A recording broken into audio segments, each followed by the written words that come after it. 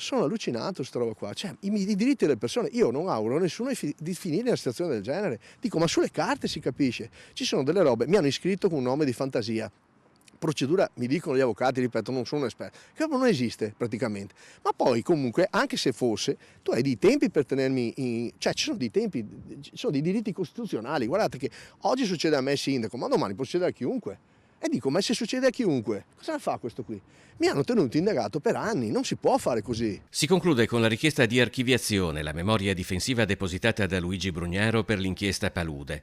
La richiesta la avanza il sindaco di Venezia, così come il suo direttore generale Morris Ceron, ma secondo Brugnaro dovrebbe arrivare da sola, di fronte a un'indagine definita zeppa di contraddizioni, senza prove e senza riscontri, inattendibile nelle accuse e negli accusatori e discutibile anche nelle procedure. Sono stato inquisito, oltre ai miei i diritti normali, sono stati proprio violati completamente perché 1 anno e 10 mesi in più di quello che la legge prevede, cioè sono violati i diritti costituzionali di una persona.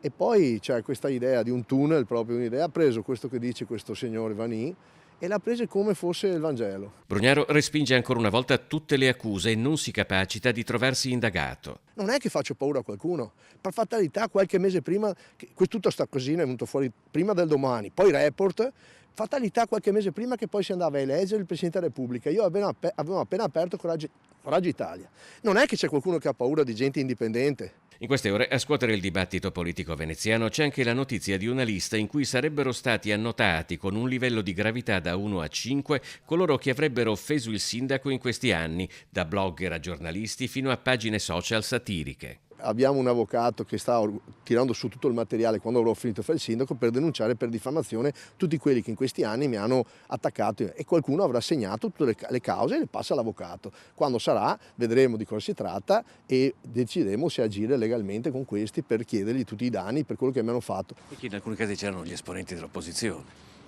Ma sugli esperimenti dell'opposizione non parlo, parlano già i cittadini, questa è una questione politica. Adesso io sto cercando di dividere le due cose. Stanno sporcando tutta la vita intera di una persona che ha agito sempre nell'interesse pubblico. Io ho fatto sempre soltanto l'interesse pubblico, proprio contro i miei interessi.